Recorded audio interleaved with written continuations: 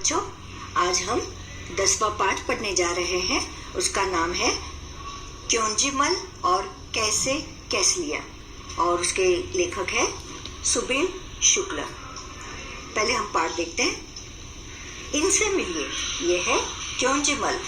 बात बात पर पूछ देते हैं क्यों क्यों क्यों, भले ही आपसे जवाब देते बने या नहीं, पता नहीं क्यों।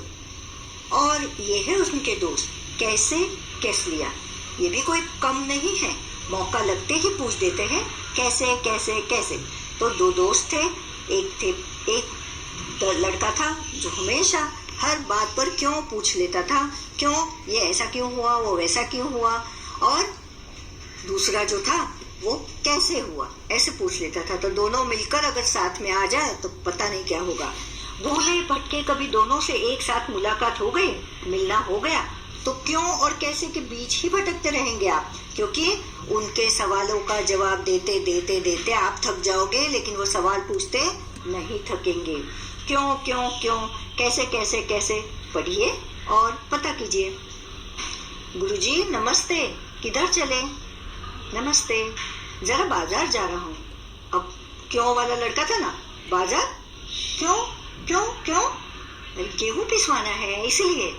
अब वो कैसे जो था वो पूछ रहा है बाजार कैसे कैसे कैसे, मतलब कैसे जा रहे बाजार? साइकिल पर। वैसे निकला तो पैदल था, पर थैली देखकर शिवदास ने अपनी गाड़ी दे दी, गाड़ी यानी साइकिल दे दी। शिवदास उनका हो सकता है शिष्य हो, स्टूडेंट, और उसने देखा कि गुरुजी के हाथ में वजनदार थैला है, तो उसने सोचा कि क्यों ना गुरुजी को साइकिल दे दूं ताकि उनका काम जल्द हो सके। अच्छा, गेहूं पिसवाना है, क्यों क्यों क्यों? अरे आटा जो चाहिए, गेहूं पिसवाने के बाद ही तो आटा मिलेगा, तभी तो रोटियां बनेगी। पर इन बच्चों को तो पता नहीं, सवाल पे सवाल ही पूछे जाना था। अरे आटा जो चाहिए पिसवाना, कैसे कैसे कैसे? चक्की में भाई, आटा क्यों क्यों क्यों क्यों भैया, रोटी नहीं बनाएंगे? अब दूसरे को सवाल था रोटी कैसे बनाएंगे, कैसे बनाई जाती है रोटी, उसे नहीं पता था। तो कैसे कैसे कैसे रोटी कैसे बनाएंगे? अरे आटे को सानेंगे, यानी उसको आटे को सानना मतलब क्या है, जब रोटी बनाते हैं तो कोरे आटे को पहले लिया जाता है, उसमें थोड़ा सा तेल, थोड़ा सा नमक डालकर थोड़ा थोड़ा पानी देकर गूंदा जाता है और बड़ा सा गोल बना लेते हैं, फिर थोड़ी देर के लिए ढक देते हैं, तभी जाकर वो रोटी बहुत अच्छी बनती है। अरे आटे को सानेंगे, बेलेंगे, तवे पर पकाएंगे, आग पर फुलाएंगे, मतलब फुलका बनाना चाहते थे। जब तवे पर पकाते हैं आधा अधूरा, और तवे को बाजू करके उसको गैस पर फुलके जैसा गोल, पूरी गोली गोल जैसे बनाते हैं। सानेंगे क्यों क्यों क्यों?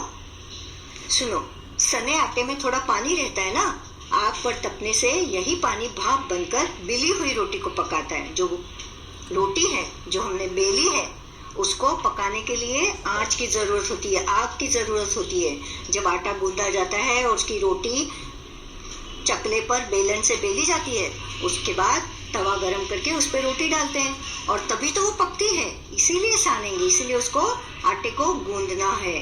सानेंगे, फिर से वो कैसे वाला पूछा है, कैसे कैसे कैसे? तुमने कभी नहीं देखा है क्या? परात पर आटा निकालेंगे, जिसमें आटा निकाला जाता है वो रोज की थाली की तरह थाली नहीं होती, थोड़े उसके कड़े होते ताकि बाहर आटा न गिरे, उसको परात बोलते हैं, थोड़ी बड़ी होती है वो। चुटकी भर नमक डालेंगे, फिर धीरे धीरे एक हाथ से पानी डालते हुए सानना शुरू करेंगे, मतलब उसको गोल करेंगे, उसको आटे को गीला करके उसका एक गोला बनाएंगे। पहले पहले सारा आटा बिखरेगा, फिर उसे समेटेंगे और अच्छे से सान लेंगे, यानी अच्छे से उसका गोला बना लेंगे, समझे?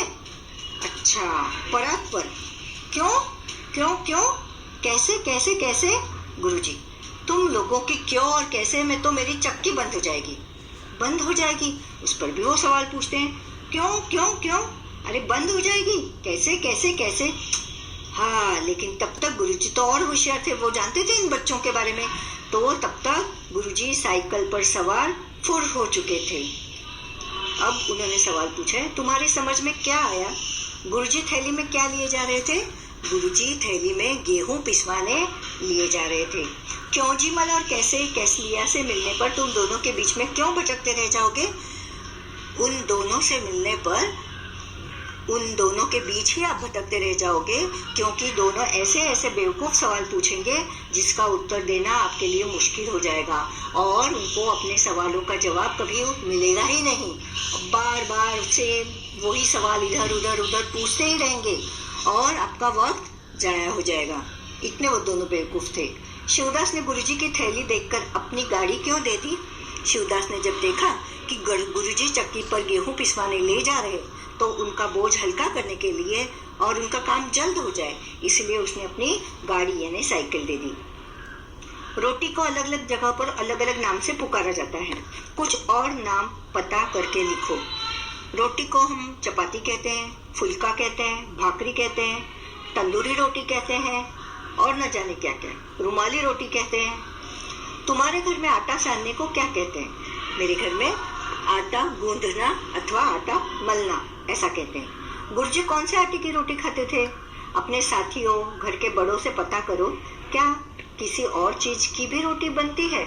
उनके नाम लिखो। यदि उसका दाना या बाली मिलती है तो उसे भी अपनी कॉपी में चिपका दो।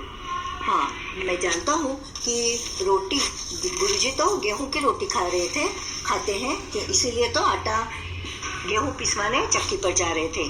पर कई घरों में ज्वार, बाजरा, मकई, चावल, मिक्स अनाज आदि को आटे में परिवर्तित कर उसकी रोटियां बनाते हैं या भाकरी बनाते हैं। शहरों में ज्यादातर रोटी गेहूं के आटे की ही बनती है, पर कई घरों में ऋतु के अनुसार मिक्स आटा अथवा ठंडियों में बाजरा, ज्वार, मकई की भाकरी भी बनती है और लोग उसे पसंद भी करते हैं। रोटी क्या ऐसे बनेगी? आटे को सानेंगे, गेहूं को पिसवाएंगे, आग पर फुलाएंगे, तवे पर पकाएंगे, चकले पर बेलेंगे, गरम गरम खाएंगे? नहीं तो फिर कैसे? उसका क्रम बताओ। पहले गेहूं को पिसवाएंगे, फिर आटे को सानेंगे, चकले पर बेलेंगे, फिर तवे पर पकाएंगे, आग पर फुलाएंगे और अंत में गरम गरम खा लेंगे।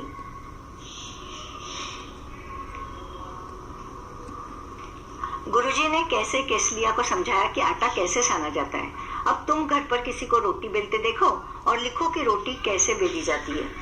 मैं जानता हूँ रोटी बेलना आसान नहीं है। सबसे पहले परात में सूखा आटा लेकर उसमें थोड़ा तेल अथवा घी और चिमटी भर नमक डालकर पानी से उसे गूंथा जाता है और फिर आटा गूंथने के बाद थोड़ी देर उसे अलग रखा जाता है। आटा गूंथने के बाद थोड़ी देर रखा जाता है। फिर रोटी के आकार के अनुसार आटे की लोई को लेकर चकले पर आटे में लपेट कर रखते हैं। धीरे धीरे उसे गोल आकार में बेलन से बेलते हैं। तवे को गर्म कर उस पर रोटी डालकर सेकते हैं।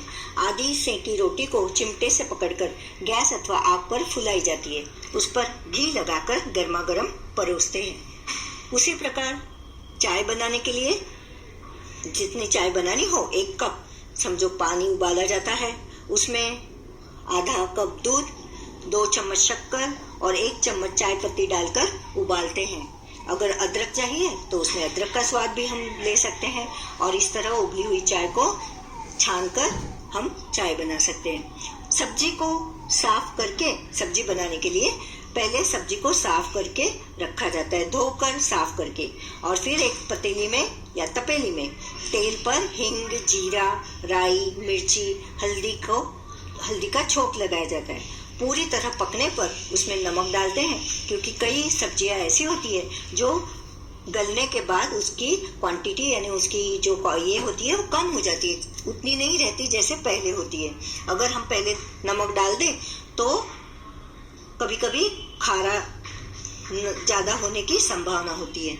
अब दाल बनाने के लिए जो दाल हमें लेनी है, अरहर की, मूंग की, उसको अच्छी तरह से धोकर कुकर में 3-4 सीटी में उसको पकाते हैं।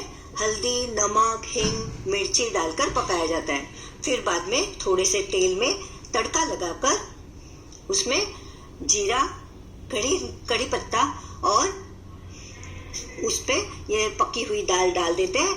फिर उसमें नमक, शक्कर और नींबू निचोड़ते हैं। दाल को कुकर से निकालने के बाद मथनी से मथना बहुत जरूरी होता है। अब हमने पूछा है कि हलवा बनाने के लिए क्या करना है। हलवा हमें सूजी का बनाना हो तो घी में पहले सूजी को अच्छी तरह से गरम बादामी रंग का कर लेते हैं, फिर उसमें गरम दूध या गरम पानी डालकर उस सूजी को पका लेते हैं। थोड़ी देर ढक्कन रखने के बाद उसमें शक्कर, जितनी सूजी हो उसे आधी शक्कर मिलाते हैं, इलायची पाउडर और ड्राई फ्रूट्स मिलाकर हलवा बना लिया जाता है। नीचे कुछ आटों के नाम लिखे हैं, उनके दाम पता करो। तो अभी मकई यानी वजन अगर 1 किलो होगा तो 50 रुपए जितना दाम है। बाजरा भी 45, और ये दाम बदलते रहते हैं। चना 70 रुपया किलो है वजन के हिसाब से। अब यहाँ उन्होंने पूछा है कि अगर हमें गेहूं पिसवाने आटा चक्की पर जाते हैं तो इन कामों के लिए कहाँ जाते हैं। आटा खरीदने के लिए हम परचूरन की दुकान पर जाते हैं, पंचर बनवाने के लिए साइकिल की दुकान पर जाते हैं, दूध खरीदने के लिए डेयरी में जाते हैं, जूते की मरम्मत करवाने मोची के पास जाया जाता है, सुराही खरीदने, अभी सुराही घट बनाने का काम कुम्हार करते हैं तो कुम्हार के पास जाते हैं, कॉपी किताब खरीदने के लिए हम स्टेशनरी की दुकान पर जाते हैं, और बाल कटवाने के लिए नाई के पास जाया जाता है। अपने घर के पास की आटा चक्की पर जाओ और पता करो कि वहाँ क्या क्या पिसता है। जैसे कि हम जानते हैं कि आटा चक्की पर हम लोग कई चीजें पिसवा सकते हैं। गेहूं, चावल, चने की दाल, मिक्स दालें, इडली, मकई, जवार, बाजरा इत्यादि। आटा चक्की किस चीज से चलती है?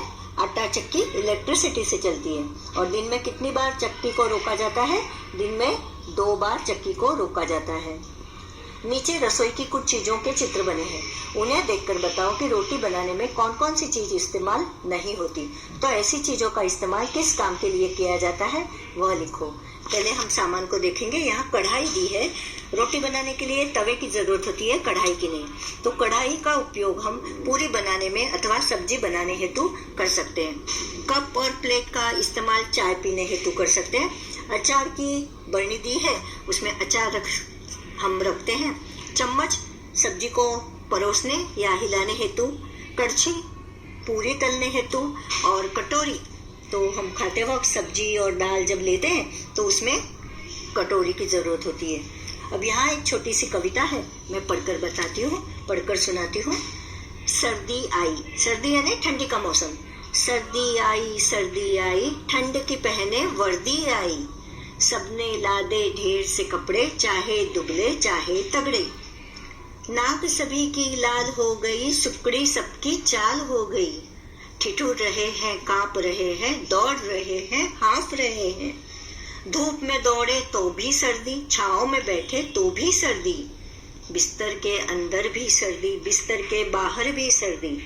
बाहर सर्दी, घर में सर्दी, पैर में सर्दी, सर में सर्दी। इतनी सर्दी किसने कर दी, अंडे की जम जाए जर्दी। सारे बदन में ठिठुरन भर दी, जाड़ा है मौसम बेदर्दी। सफदर हाशमी जी की ये कविता है। बच्चों, लगता है तुम्हें ये सब पसंद आया होगा। धन्यवाद।